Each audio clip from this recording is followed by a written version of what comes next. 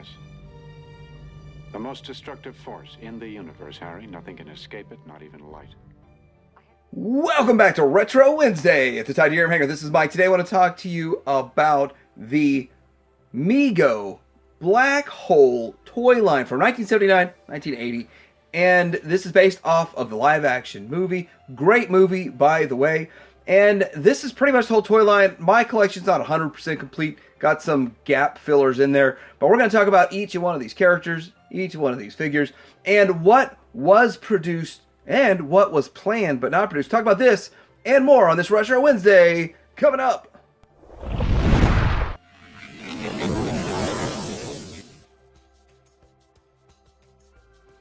All right, so going back and watching the Black Hole movie, it was an enjoyable watch. Yes, some of the effects are dated, but still not a bad movie overall, and the movie is fun and enjoyable to watch, and of all the concept of what's going on out there in space, and it's more about humanity than an actual space movie, because they say all space movies are about humanity, but the thing about it, this is Disney's response to Star Wars in a way, and it did not take off big like Star Wars, but there were a lot of cool things that came out of it, and we're going to talk about it. But I think the coolest things that came out of it were the toys and the robots. We'll talk about this coming up.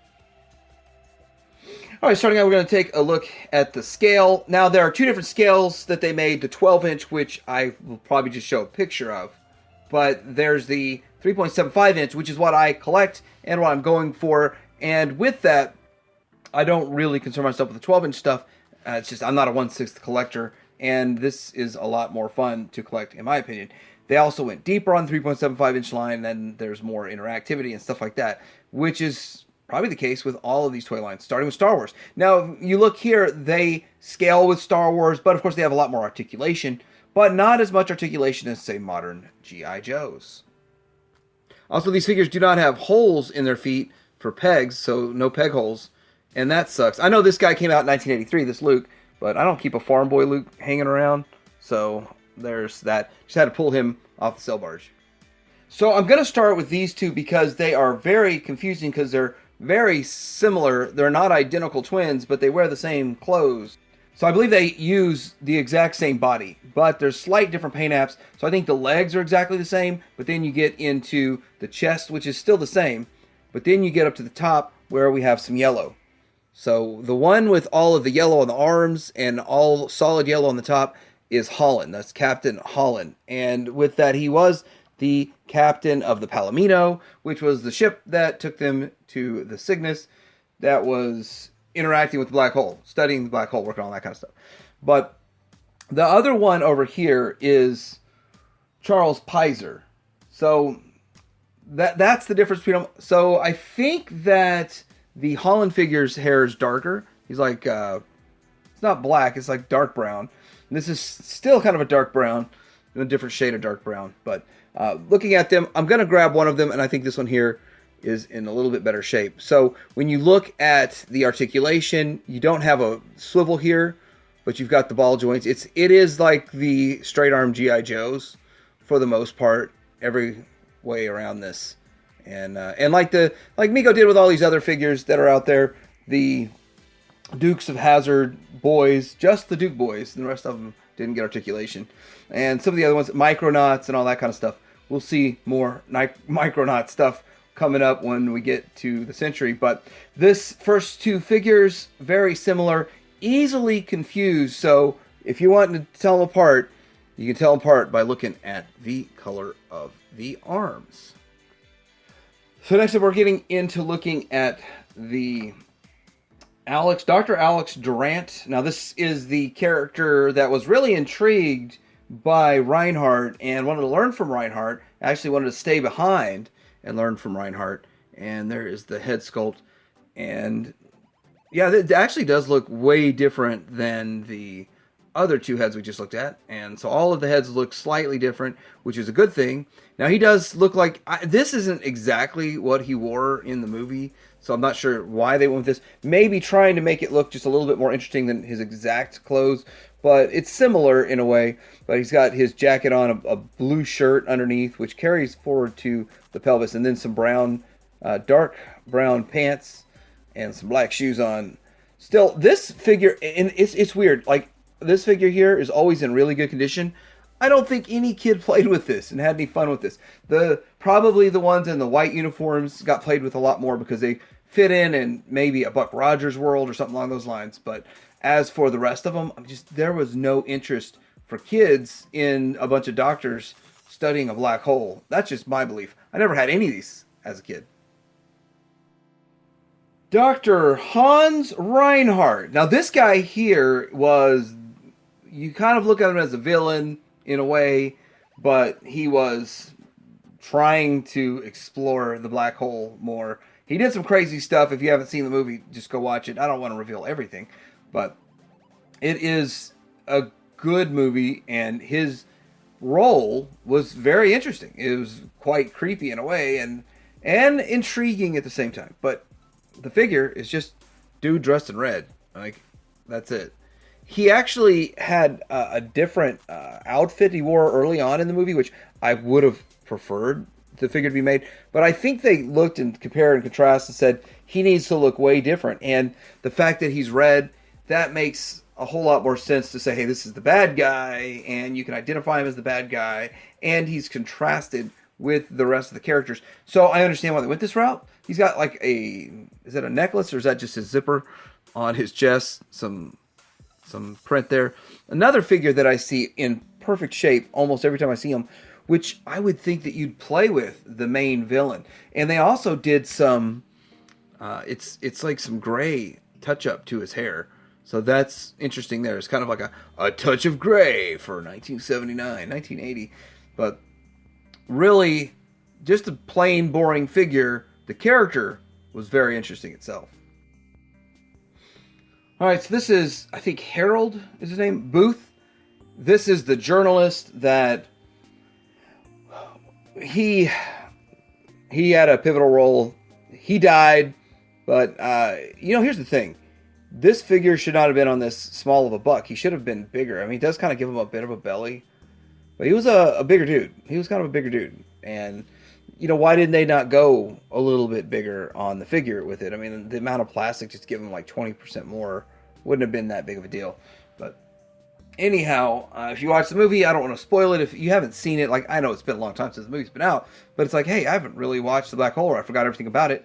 So I don't want to do too many spoilers for you, but what he does in the movie, and with that, he was a reporter. He knew Reinhardt, and so they already had some sort of interaction, relationship. They already knew, or maybe Reinhardt knew of him. But anyhow, this figure, kind of boring in a way, but another one that looks completely different than all the rest of them. And yeah, for that, it looks better on your shelf, having this figure that looks different and breaking up a little color variety. It works. This is Dr. Kate McRae. I think she's a doctor. But the thing about her is she has telepathic link with Vincent, which we're going to look at Vincent, which is probably the most popular figure of the whole line here in just a bit, probably next. But anyway, she's a female character, which for the time was awesome. They made a female character. Probably did not sell very well. And again, another one that everyone I see looks to be in great condition because no one played with her. So, and she does have a more female buck to her, a little bit wider on the hips of a female, which is great. They did a good job with her for the most part. Is it the most beautiful head sculpt, face sculpt? Probably not. But for the limited technology at the time and how they made figures, she looks pretty good. But yeah, it was kind of interesting, the communication and how she was psychically linked and she would get information from Vincent. Vincent, tell her this. And that was kind of interesting. But anyway, Kate McRae. All right. The figure that everybody cares about is Vincent. V-I-N V.I.N. Cent. And this figure is probably the most commonly known. First one I picked up because, well, A, I got a good deal on them, and B, it's the one I recognized from the movie. And I also recognized Maximilian. I picked him up at the same time. Got them both. I was like, I got the hardest figures. No, I didn't actually. I did not. But there he is. Pretty cool. He's got these guns. They're stationary. They can't be removed. In fact, they're they're embedded like this long into it. So I tried to do a swap on one and didn't work out, but here is the arms go out and then the head pops up. Now when the arms are out, you can pop the head down. Yes, you can, like this. For whatever reason, that's the thing, like you can protect his head. And then pull this back up. When you pop the arms in, because the arms are in there, the head doesn't go down. Don't know why that's a play feature or why that's even included. The legs go in and out, and then he has this stand. Here is his stand, and it's got a bunch of writing and junk and stuff on it. But it says some stuff. But you have to have his legs extended and then plug them into a stand. He needs it to stand. Like, I've got him balanced a couple of times, but then I'll come back and he falls over. Gotta have the stand for him to stand, so that does suck. You could effectively, I guess, not have the stand and lean him up against a wall or something and he'll be okay. But if you want him to stand free standing, like, it makes more sense because you see the way I show the intro and the outro. He's standing in front of some of the figures. For display purposes, you'd want to put the shorter ones in front and save on real estate. I don't allocate a lot of real estate to this toy line. Yeah, so the stand is actually really important. Now we're getting into Maximilian. By the way, you'll see Vincent again later when we pull out old Bob. So if you get your fill of Vincent, you'll get your fill of Vincent then. This figure looks really cool. And if you're displaying figures on a shelf like myself, it's an awesome display. It looks fan-freaking-tastic. As a toy, it sucks. It really does suck as a toy. If I was a kid and I got this, and I'd be like, this is not that much fun. He's got vac metallized chrome arms that twist. That's all that does. He's got a head that moves side to side. He's got little side fin things that go up and down. And he's got a stand that is different than the Vincent. And there's no writing on that one. So wonder if that one's even original. There's no writing on it. And so that's him in a nutshell. Very boring on the back. He's got a screw. Guess I could take him apart if I need to. But cool looking on the shelf. As a toy, I would not have had fun playing with this as a toy. There's just no play value.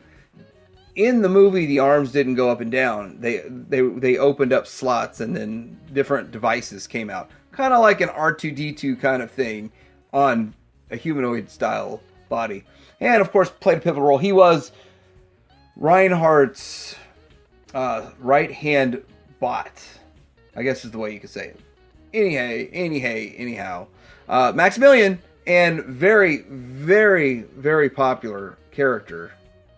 Here's how he compares size-wise and aesthetically to the Super 7 version.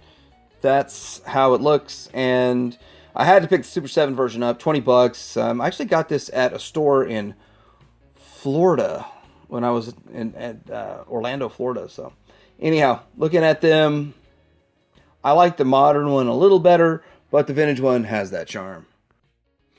All right, we're now going to get into the Series 2 figures. I do not have an old Bob from Mego, so I have the Super 7 as a stand-in, which is perfectly fine to me. It looks good. If I ever got my hands on one for less than 1,000 or whatever, 700, stupid amount of money. Here's the thing. I got this dude for like $40, $50. It was a good deal. That's why I picked it up. This, I can't see spending more than 100. And so with that, I'm going to have a lot of toy lines in the future that are empty holes. At least I got the hole plugged with Super 7. People want to talk trash about Super 7 and the reaction and all that kind of stuff. But look what they give us. They give you an option so that your shelf looks less incomplete for $20 versus 700, 900. I think the last one sold for 900. So that is awesome that you've got that. And they're still out there for $20 for now. I don't know how much longer they're going to have them or if they'll do another run or anything. But if you're in on this line, I would suggest picking their figures up just because they look cool. And yeah, it's good. But obviously somewhere in this I'll show a picture of what old Bob looks like, the original. But size-wise, it is significantly larger than the original and significantly larger than Vincent. So that's size comparison. But to me, if we got like Vincent on one side of the display and then this one on the other side, they almost look about the same size, and it works. Anyway, the character of old Bob was an old robot that was on the Cygnus with Hans Reinhardt, and he had gotten beat up by the next figure we're going to look at. Well, one of the next figures, Star. And it's a fun little storyline, but he is definitely beat up. He's a different model than Vincent, and he's an older model, but he's also been beat up heavily by the robots on the Cygnus. Next up, we're going to get into the Series 2 figures. This is the Century, which is a robot, and it is a pretty cool robot overall. It's very common, actually. So how do you have a common Series 2? Well, probably they expected kids to troop build this, which I don't think they had hindsight or foresight back in like G.I. Joe to troop build troopers or Star Wars to troop build Star Wars figures. Maybe they had the foresight here. Now, it's the first figure that came with an accessory. He comes with this gun, and it is hard to get vac metallized. It looks cool, but it does not match the movie at all. The movie is kind of like a double gun top and bottom, and each one of them has two. So much doesn't make sense on this. I've seen some customs of double guns out there. I don't know exactly how they make them or if they 3D print them or what, but I think I might have to get a hold of a set of them because it's really hard to get one of these guns for every figure that I've got. But in my mind, they should each have two. It's the right way to display it. It's how you do it. But we're going to see that this figure is a little bit different than the next figure, but it's the same at the same time. And it's kind of how they get their money out of the mold, and they make their money out of the mold. I don't know if they planned that from the beginning, or if it was, hey, it's a nice convenience, let's take advantage of it. But let's take a look at the next one, because it's pretty much the same figure. Alright, so this is Star, which is a black version of the Century figure. As you can see, I've got both of his guns holstered. That's how I like to display them. I can't get him to hold him very well, so I just don't care. But holstering was just fine. Here's the deal. He doesn't have the paint app it's missing from the chest. So it was black here. That paint app is missing. They just went full on black and went with the silver eyes. Star was actually the prototype for the Centuries, and he was the #1 before Maximilian was made. And so there's more to it than him just being painted black instead of red. And with that, he was consistently the top shooter also. But he played a bit of a role. I would have thought he had a bigger role than he did, but still kind of cool to have some variation on your shelf. Next up, we're going to take a look at the humanoid figure, and it's this one and Old Bob that seem to have been the most expensive on my most expensive list, and I didn't really know it, but yeah, this dude is not easy to come by. He does have vac metallized chrome head, and he's got a kind of a robe, kind of like a Jedi Knight robe kind of thing going on here. But yeah, he's hard to come by. And there's another one that you'd want to troop build. So the fact that they only released this one, Old Bob, like Series 2, most of them only got released in Canada. They're much harder to get. It's a challenge to pick this guy up. So with that, I'm not going to have a complete collection, probably ever, because Old Bob's hard to get. And I'd like to troop build this guy.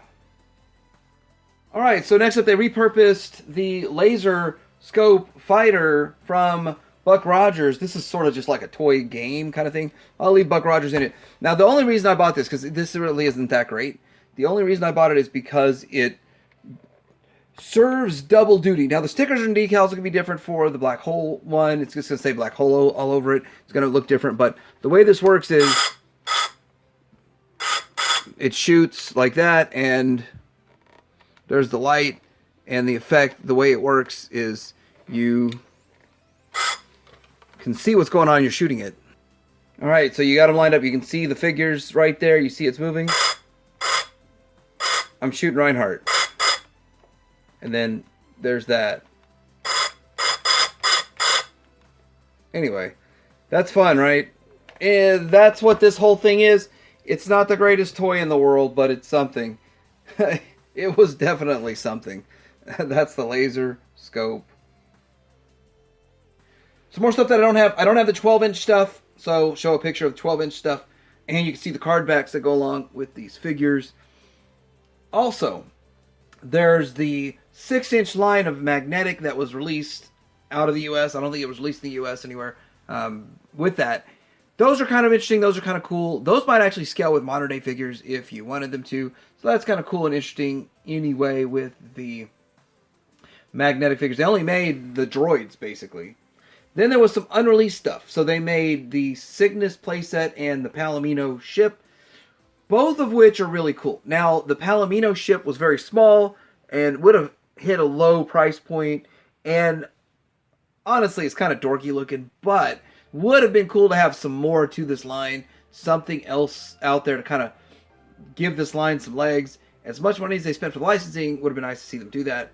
The thing about the bridge playset for the Cygnus is that it was made out of that really flimsy, thin, blow mold kind of plastic, and same as that they used for the Buck Rogers playset, which means that if they did make it, not very many of those would have survived. Not very many of the Buck Rogers ones survived, and even mine is heavily damaged. And it was kept in the box, so it's one of those things. If it was kept in the box, it would work. But would have been cool to see it. And I think some people make reproductions of this kind of stuff, but cool stuff overall. I would love to have a Cygnus playset.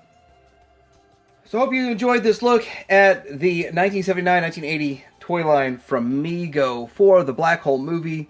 Movie was great. Toy line is okay. A lot of the figures are somewhat forgettable because it's not as exciting to buy the human figures. The droids are all cool and fun, but it doesn't make for a fun collecting experience with so many of the Series 2 ones really hard, almost impossible to get. So with that, it's one of those that's really only for diehard collectors, but I think you can score yourself a Vincent for a pretty good price and a Maximilian, and that's what people want the most. Anyway, let me know what you think in the comments below. Like and subscribe, and Titanium Hanger out.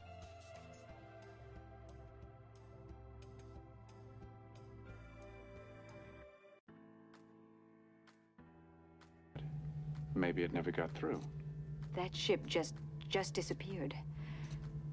They've never been seen again. Are you sure you're all right? Down, but never for the full count, Dr. Kate. Oh, so much for the... How long before they'll start searching for these two? It depends on their duty schedule. Can be.